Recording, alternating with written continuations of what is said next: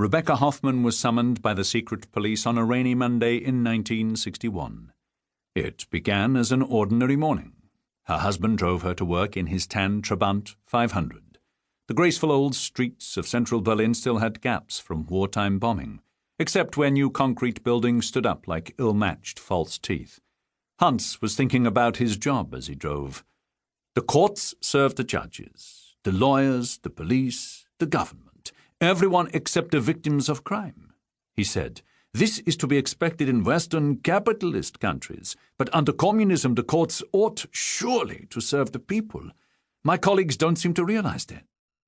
Hans worked for the Ministry of Justice. We've been married almost a year, and I've known you for 2, but I've never met one of your colleagues, Rebecca said. They would bore you, he said immediately. They're all lawyers. Any women among them? No, not in my section, anyway. Hans's job was administration, appointing judges, scheduling trials, managing courthouses. I'd like to meet them all the same.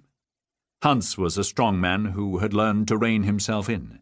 Watching him, Rebecca saw in his eyes a familiar flash of anger at her insistence.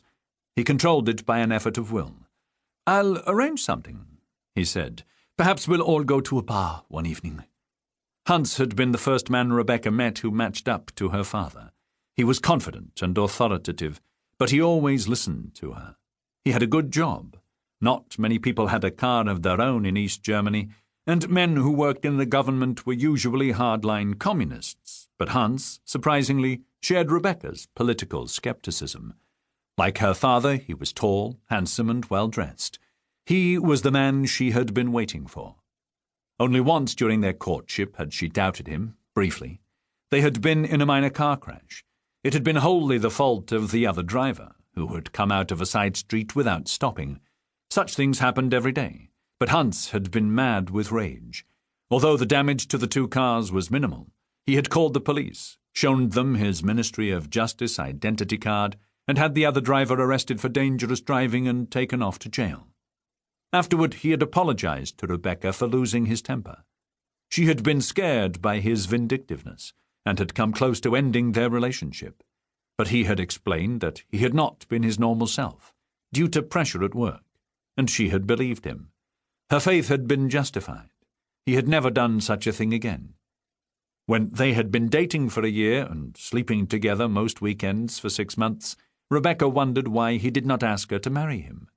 They were not kids. She had then been 28, he 33.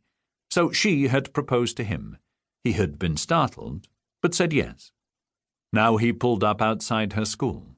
It was a modern building and well-equipped. The communists were serious about education. Outside the gates, 5 or 6 older boys were standing under a tree, smoking cigarettes. Ignoring their stares, Rebecca kissed Hans on the lips. Then she got out. The boys greeted her politely, but she felt their yearning adolescent eyes on her figure as she splashed through the puddles in the schoolyard. Rebecca came from a political family. Her grandfather had been a Social Democrat member of the Reichstag, the national parliament, until Hitler came to power. Her mother had been a city councillor, also for the Social Democrats, during East Berlin's brief post-war period of democracy. But East Germany was a communist tyranny now, and Rebecca saw no point in engaging in politics. So she channeled her idealism into teaching, and hoped that the next generation would be less dogmatic, more compassionate, smarter. In the staff room, she checked the emergency timetable on the notice board. Most of her classes were doubled today. 2 groups of pupils crammed into one room. Her subject was Russian, but she also had to teach an English class. She did not speak English, though she had picked up a smattering from her British grandmother, Maud, still feisty at 70. This was the second time Rebecca had been asked to teach an English class, and she began to think about a text. The first time, she had used a leaflet handed out to American soldiers, telling them how to get on with Germans. The pupils had found it hilarious, and they had learned a lot too.